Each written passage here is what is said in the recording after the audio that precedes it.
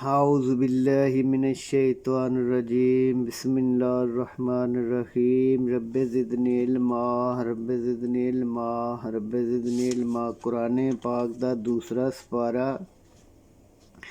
سورت بقرہ دی آیت نمبر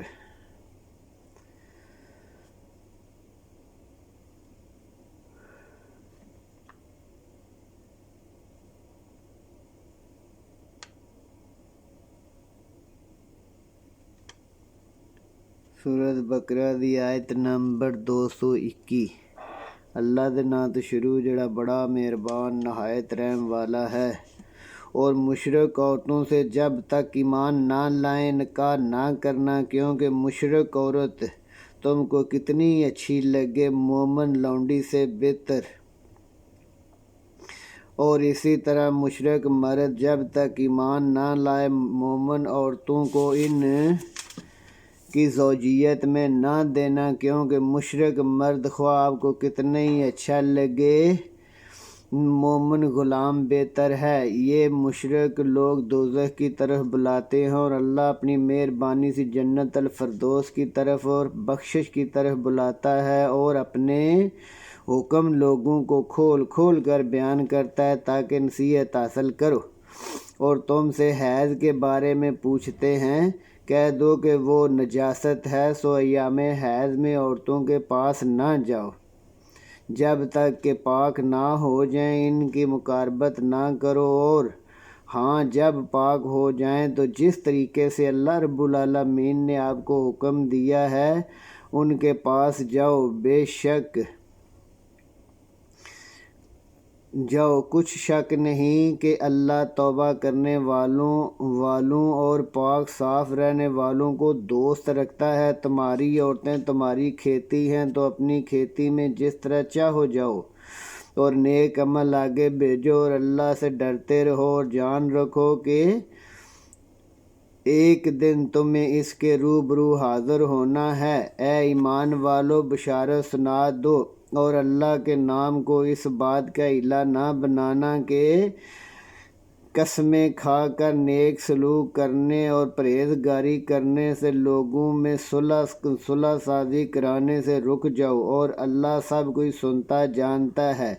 اللہ تمہاری عام قسموں پر مواخذہ نہیں کرے گا، لیکن جو تم دل سے کھاؤ گے اس سے ضرور پوچھا جائے گا۔ اللہ بخشنے والا بردبار ہے۔ جو لوگ اپنی عورتوں کے پاس نہ جانے کی قسم کھا لیں، 4 مہینے انتظار کرنا چاہیے۔ اگر رجوع کر لیں تو اللہ بخشنے والا مہربان ہے، اور اگر طلاق کا ارادہ کر لیں تو بھی اللہ سنتا جانتا ہے۔ اور طلاق والی عورتیں 3 حیض تک اپنے آپ کو روکے رکھیں، اور اگر وہ اللہ اور روز آخرت پر ایمان رکھتی ہیں تو ان کو جائز نہیں کہ اللہ نے جو ان کے شکم میں پیدا کیا ہے اسے چھپائیں، اور ان کے خاوند اگر پھر زوجیت میں لینا چاہیں تو وہ ان کی اپنی زوجیت میں لے لینے کے زیادہ حقدار ہیں، اور عورتوں کا حق مردوں پر ویسا ہی ہے جیسا دستور مطابق عورتوں مردوں کا ہے، اور عورتوں پر البتہ مردوں کو فضیلت ہے، اور اللہ غالب صاحب حکمت ہے۔ طلاق صرف 2 بار یعنی 2 طلاقیں دے دی جائیں تو پھر عورت کو یا تو اچھے طریقے سے رکھا جائے یا اچھے طریقے سے چھوڑ دیا جائے، اور یہ جائز نہیں کہ جو مہر تم ان کو دے چکے ہو اس میں سے کچھ واپس لے لو۔ ہاں اگر میاں بیوی کو خوف ہو کہ اللہ کی حدوں کو قائم نہیں رکھ سکیں گے تو اگر عورت رہائی پانے کے بدلے کچھ دے ڈالے تو دونوں پر کچھ گناہ نہیں، یہ اللہ کی حدیں ہیں، ان سے باہر نہ نکلنا، اور جو لوگ اللہ کی حدوں سے باہر نکل جائیں گے وہ گناہ گار ہوں گے۔ پھر اگر شوہر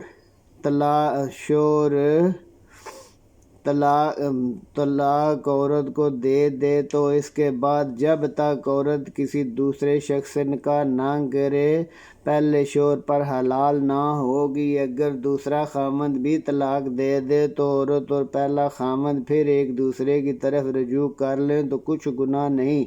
بشرطے کہ یقین کریں کہ وہ اللہ کی حدود کو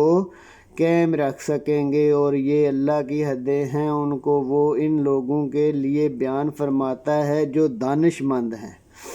اور جب تم عورتوں کو 2 دفعہ طلاق دے چکو تو ان کی عدت پوری ہو جائے تو انہیں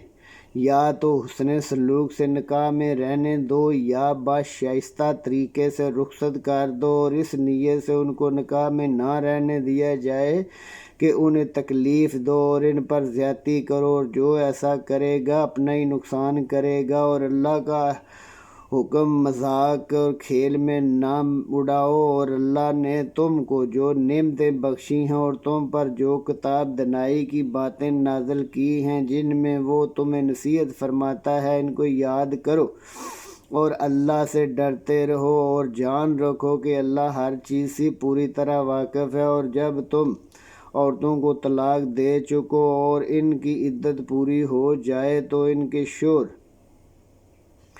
دوسرے شوہروں کے ساتھ جب وہ آپس میں رضامندی سے نکاح کرنا چاہیں تو مت روکو۔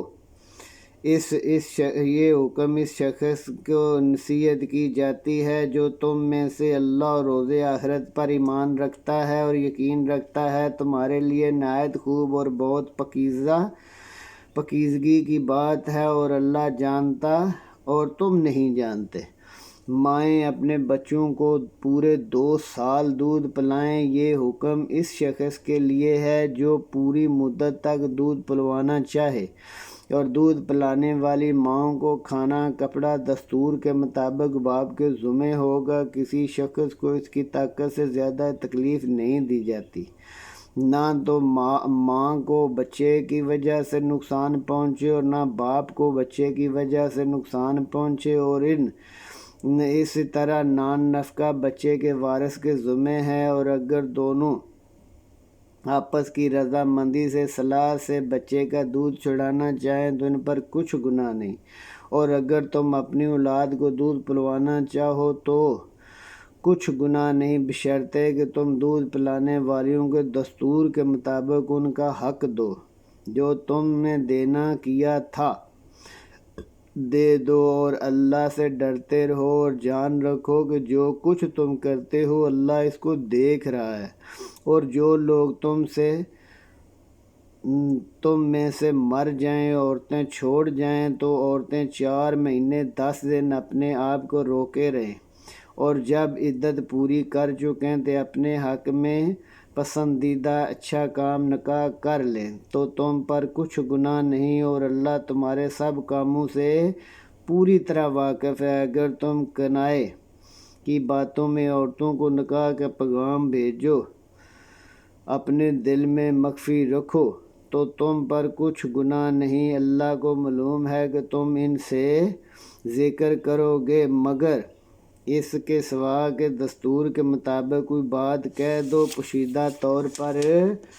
قول قرار نہ کرنا، اور جب تک عدت پوری نہ ہو نکاح کا پختہ ارادہ نہ کرنا، اور جان رکھو کہ جو کچھ تمہارے دلوں میں ہے اللہ کو سب معلوم ہے، تو اس سے ڈرتے رہو اور جان رکھو کہ اللہ بخشنے والا حلیم ہے۔ اور اگر تم عورتوں کو اس کے پاس جانے یا ان کو مہر مقرر کرنے سے پہلے طلاق دے دو تو تم پر کچھ گناہ نہیں، ہاں ان کو دستور کے مطابق کچھ خرچ ضرور دو، یعنی مقدور والا اپنے مقدور کے مطابق اور تنگ دست اپنی حیثیت کے مطابق۔ نیک لوگوں پر ایک طرح کا یہ حق ہے۔ اور اگر تم عورتوں کو ان کے پاس جانے سے پہلے طلاق دے دو لیکن مہر مقرر کر چکے ہو تو آدھا مہر دینا ہوگا، ہاں اگر عورت مہر بخش دے یا مرد جس کے ہاتھ میں عقیدہ نکاح ہے چھوڑ دے اور مہر دے تو ان کو اختیار ہے، اور اگر تم مرد لوگ اپنا حق چھوڑ دو تو یہ پرہیزگاری کی بات ہے،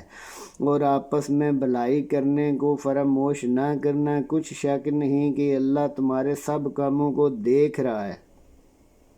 مسلمانوں، سب نمازیں خصوصاً بیچ کی نماز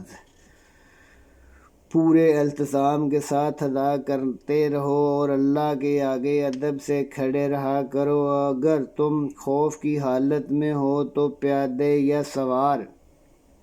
پھر جب امن ہو جائے تو جس طریقے سے اللہ تم کو سکھایا ہے، جو تم پہلے نہیں جانتے تھے، اللہ کو یاد کرو،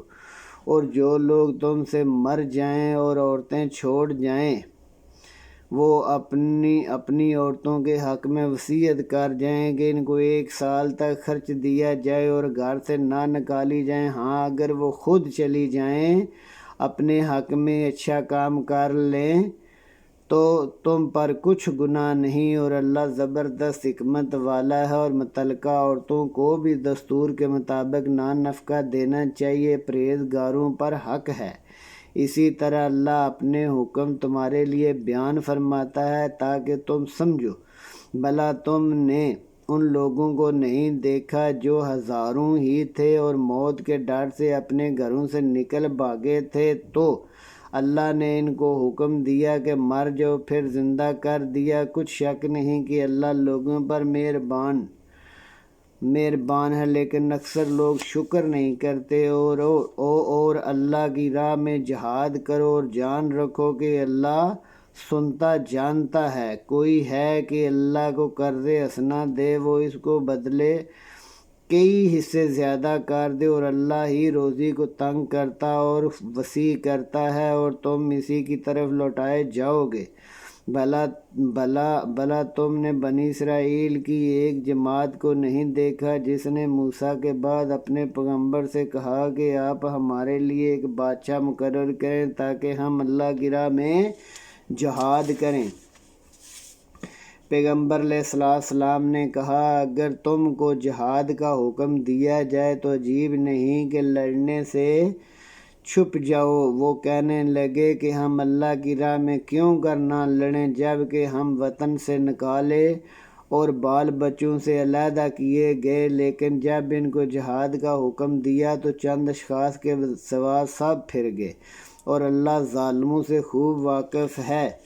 اور پیغمبر صلی اللہ علیہ وسلم نے ان سے بھی کہا کہ اللہ نے تم پر طالوت کو بادشاہ مقرر فرمایا ہے۔ وہ بولے کہ اسے ہم پر بادشاہی کرنے کا حق کیوں کر ہو سکتا ہے؟ بادشاہی کے مستحق تو ہم ہیں، اور اس کے پاس تو بہت سی مال و دولت بھی نہیں ہے۔ پیغمبر نے کہا، اللہ جس کو چاہے عزت دے، بادشاہی دے۔ منتخب فرمائے، اس نے اسے علم بھی دیا ہے اور تندوتوش بھی زیادہ عطا فرمایا ہے، اور اللہ اختیار رکھتا ہے جسے چاہے بادشاہی بخشے اور جسے چاہے کشائش دے، اور دانا ہے۔ اور پیغمبر صلی اللہ علیہ وسلم نے ان سے کہا کہ ان کی بادشاہی کی نشانی یہ ہے کہ تمہارے پاس ایک صندوق آئے گا جس کو فرشتے اٹھائے ہوئے ہوں گے۔ اس میں تمہارے پروردگار کی طرف سے تسلی بخشنے والی چیزیں ہوں گی، اور کچھ اور چیزیں بھی ہوں گی جو موسیٰ اور ہارون چھوڑ گئے تھے۔ اگر تم ایمان رکھتے ہو تو یہ تمہارے لیے ایک نشانی ہے۔ غرض جب طالوت فوجیں لے کر روانہ ہوا تو اس نے کہا، اللہ ایک نہر سے تمہاری آزمائش کرنے والا ہے، جو شخص اس میں پی لے گا اس کی نصیبت سمجھا جائے گا کہ وہ میرا نہیں، اور جو نہ پیے گا میرا ہے۔ ہاں، اگر کوئی ہاتھ سے چلو بھر لے لے تو چند شخصوں کے سوا سب نے پی لیا۔ پھر جب طالوت اور مومن لوگ جو اس کے ساتھ تھے نہر کے پار ہو گئے تو کہنے لگے کہ آج ہم میں جالوت اور اس کے لشکر کے مقابلہ کرنے کی طاقت نہیں۔ جو لوگ یقین رکھتے تھے ان کو اللہ کے روبرو حاضر ہونا ہے۔ وہ کہنے لگے کہ بسا اوقات تھوڑی سی جماعت بوڑھ سے لوگوں نے اللہ کے حکم سے بڑی جماعتوں پر فتح حاصل کی ہے، اور اللہ ثابت قدم رہنے والوں کو دوست رکھتا ہے اور ان کے ساتھ ہے۔ اور جب وہ لوگ جالوت اور اس کے لشکروں کے مقابلے میں آئے تو اللہ سے دعا کی کہ اے پروردگار ہم سب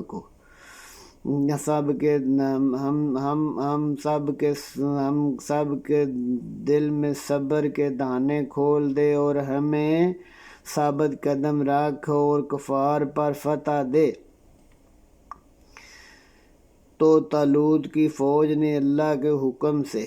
اس کو ہزیمت دی اور داؤد نے جالوت کو قتل کر دیا، اور اللہ نے ان کو بادشاہی اور دانائی دی اور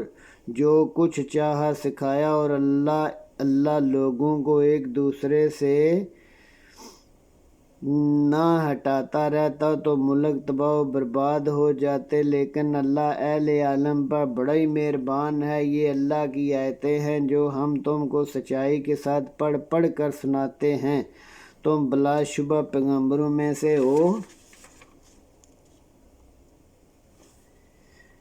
آمنت باللہ، صدق اللہ العظیم۔